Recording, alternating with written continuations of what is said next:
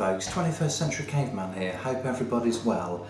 So this evening I'm shooting a confessions video relating to a plastering job which I did a good few years ago. It's probably 10-11 years ago, something like that.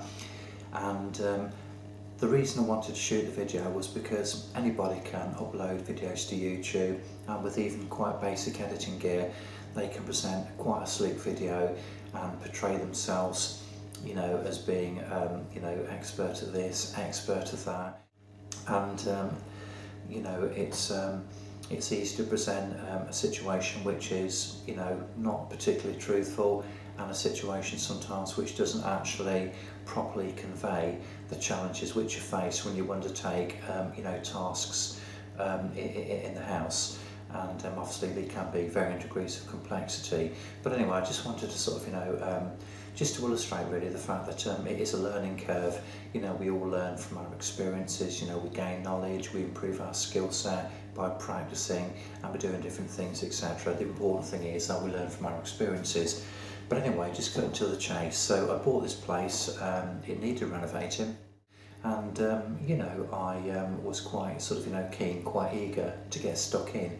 But in order to help me do this, you know, do the work on the property, I decided to go on a short plastering course at a local college. So this was a couple of evenings a week for about 3 hours from memory, and you know, it's fair to say that it was very helpful, and it certainly helped, you know, to give me the confidence to tackle you know, some plastering jobs in the house. But anyway, so I just moved to this place and I was getting to know local neighbours, that sort of thing. And I was approached by an elderly lady who lived just around the corner. And you know, we used to have a little bit of a chat and that, and you know, she knew that I was doing the place up, and she used to ask me what progress I was making, that sort of stuff.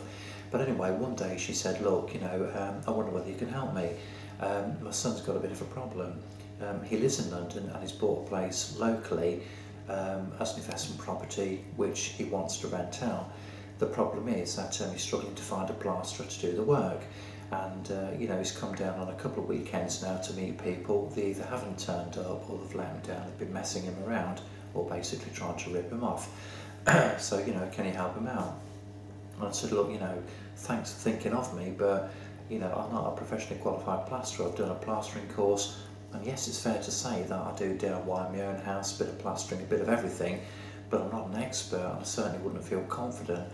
I certainly wouldn't feel as if I had the skill set necessary to actually go into somebody else's home and you know, to do a plastering job for them. And she said, well, look, at the end of the day, don't worry too much about it. You know, I'm sure he's not bothered about having an expert job. He just wants a job doing, because he's paying several £100s a month in a mortgage, and you know, he still hasn't got the place rented out yet. So she said, you know, would you have a chat with him? So, you know, against my better judgment, I agreed to have a chat with the guy, and you know, she gave me the number. I gave the chap a bell, you know, he seemed nice enough,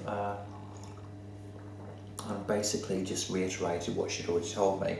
And he said, look, you know, I'm not looking for a perfect job. He said, I know that you know, you're not a professionally qualified plasterer, but if you can plaster and do a half decent job, I'll give you 500 quid. So you know, that got the old cogs whirring, and I thought, you know what, I reiterated the fact that I wouldn't be able to do a professional quality job, but you know, I was willing to have a go, providing he wasn't expecting, you know, high professional standards, and he was willing to accept a basic DIY job really, just to get the thing going.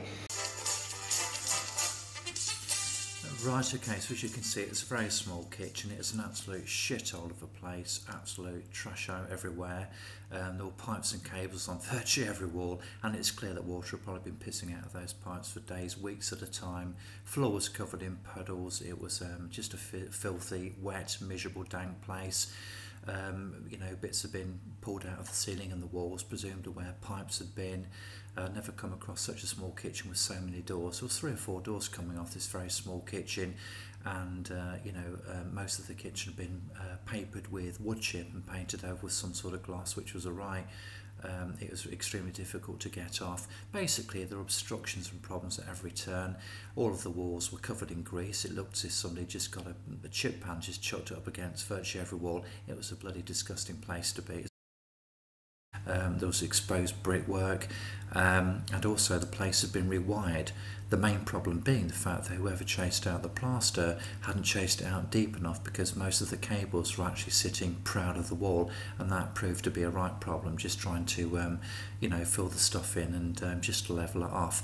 But I thought, you know what, just man up, get on with it, and look upon it as a challenge. I overboarded the ceiling, skimmed it with a couple of coats of multi-finish, and given my skill set and level of experience at the time, I thought I did a pretty damn good job, to be honest with you.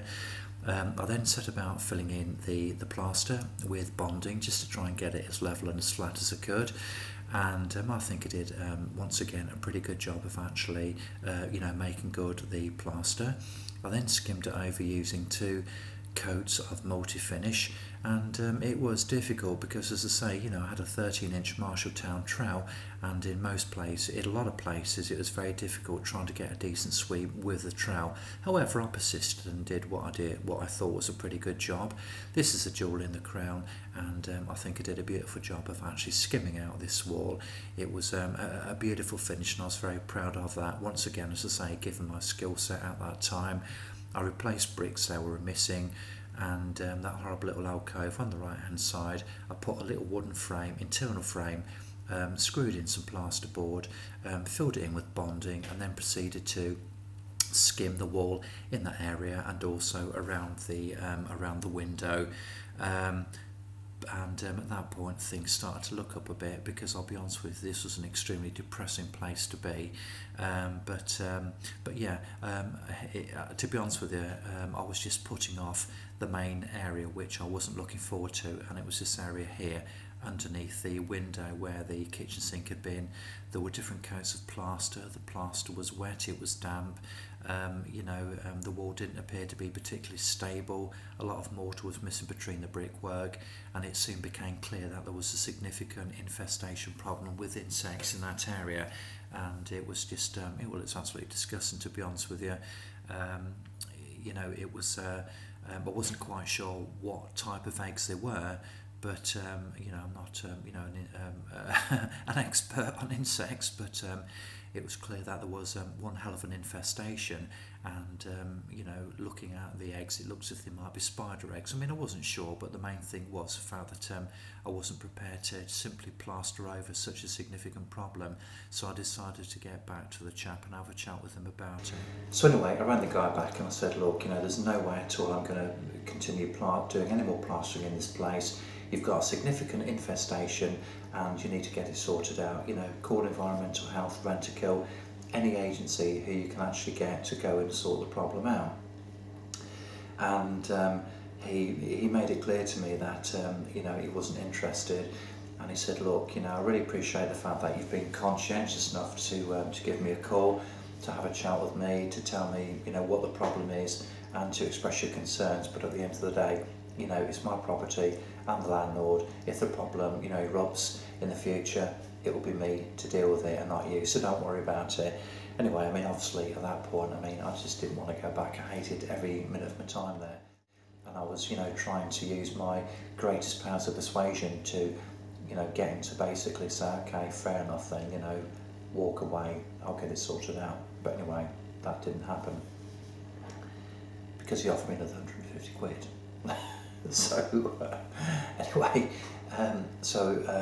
I decided to, basically it offered me sort of 500 quid to do the bit I'd done already, so that was 500 quid in the hole, and another 150 quid to finish this off.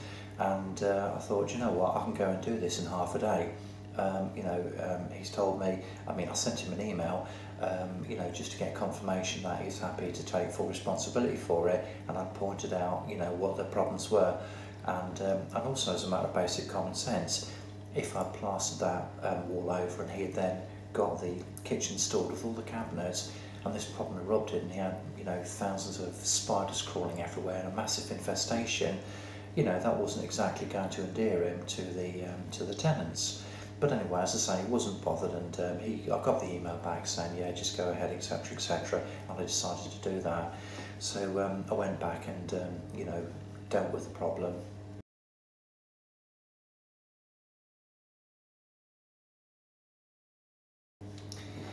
So I met him at the back of the property that Saturday.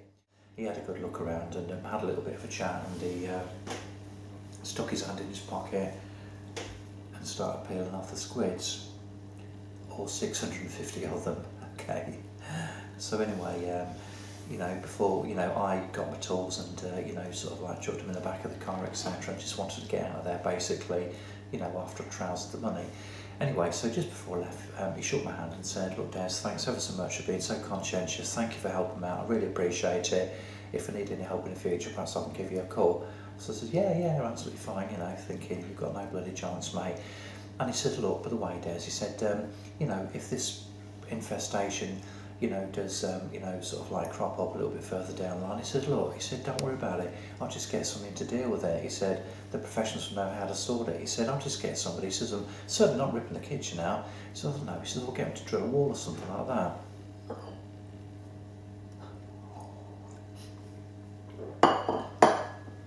At that point, the penny dropped.